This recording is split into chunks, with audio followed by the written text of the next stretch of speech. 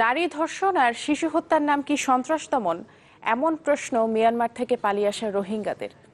আমাদের সহকর্মী জিএম মোস্তাফিজুল আলম খুঁজে বের করেছেন এমন কয়েকটি পরিবারকে যারা অভিযোগ করেছেন পুরুষদের হত্যা আর বাড়িঘর জ্বালিয়ে দিয়েই ক্ষান্ত হয়নি সেখানকার সেনাবাহিনী। আন্তর্জাতিক অভিবাসন সংস্থা IOM এর ন্যাশনাল প্রোগ্রাম অফিসার বলেছেন, এসব অভিযোগ পুরোপুরি অবিশ্বাস করার কোনো কারণ নেই। এই প্রতিবেদনটি তৈরি করতে সহায়তা করেছেন কক্সবাজার প্রতিনিধি নুপা আলম। ওরা ৩ বোন। বড় বোনের বয়স ১৬, মেঝোর ১৫ আর ছোট বোনের মাত্র ১৩। এই ছোট্ট জীবনেই ওদের দেখা হয়ে গেছে পৃথিবীটা কত নিষ্ঠুর। রাখাইন রাজ্যে মিয়ানমার সেনাবাহিনীর আক্রমণে বাবা আর ২ ভাইকে হারিয়ে এক আত্মীয়ের সহায়তায় বাংলাদেশে আশ্রয় নিয়েছেন রোহিঙ্গা মুসলিম পরিবারের এই ৩ বোন। আমতলী গ্রামের সব ঘর পুড়িয়ে দিয়েছে।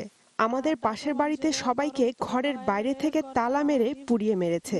আমার বাবাকে ওরা মেরে ফেলেছে। আমরা অনেক কষ্ট করে পালিয়ে এসেছি। বার্মিজরা আমাকে ধর্ষণ করেছে। বাবা ভাইদের হারিয়েছি। ৫ দিন জঙ্গলে পালিয়ে থাকার পর খাল সাঁতরে পালিয়েছি। ওদের মতো অনেকেই পালিয়ে এসেছেন বাংলাদেশে। সেনা অভিযানে যাদের ঘরবাড়ি পুড়ে ছাই হয়ে গেছে, চোখের সামনে হত্যা করা হয়েছে স্বজনকে। বর্বরতার হাত থেকে বাদ পড়েনি শিশুরাও। শিশুদের নির্যাতন করা হচ্ছে। সেনাদের সামনে পড়লেই গুলি, ঘরে আগুন দিচ্ছে। অবিবাহিত মেয়েদের ধর্ষণ করা হচ্ছে। মেয়েদের ধর্ষণ করা হচ্ছে, তাদের ক্যাম্পে নিয়ে গিয়েও একই নির্যাতন করছে। মিয়ানমার থেকে পালিয়ে বাংলাদেশে আশ্রয় নেওয়া রোহিঙ্গারা ঘটনার যেসব বর্ণনা দিচ্ছেন তার পুরোটাই অবিশ্বাস করার কোনো কারণ নেই বলে মনে করেন আন্তর্জাতিক অভিবাসন সংস্থা IOM এর ন্যাশনাল প্রোগ্রাম অফিসার। আন্তর্জাতিক গণমাধ্যমও বিশ্বাসযোগ্য তথ্যের উপর ভিত্তি করেই রিপোর্ট করেছে। যারা বিক্ষিপ্তভাবে বাংলাদেশে আশ্রয় নিয়েছে প্রাণ বাঁচানোর জন্যে, তারাও যে তথ্যগুলো দিয়েছে এই দুটি তথ্যর কিন্তু মিল পাওয়া যায়। তাই শুধু বক্তৃতা বিবৃতিতে সীমাবদ্ধ না থেকে আন্তর্জাতিক মহলের উচিত সমস্যা সমাধানে মিয়ানমারকে চাপ প্রয়োগ করা।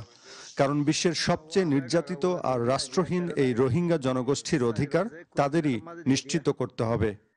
যে হারে বা যেভাবে বাংলাদেশের উপরে অনুরোধটা আসছে, সেই অনুরোধটা যদি আরও তীব্রভাবে সেখানে যায়, তাহলে মনে হয় সমস্যা সমাধানের একটা সুনির্দিষ্ট পথ খুঁজে পাওয়া যাবে।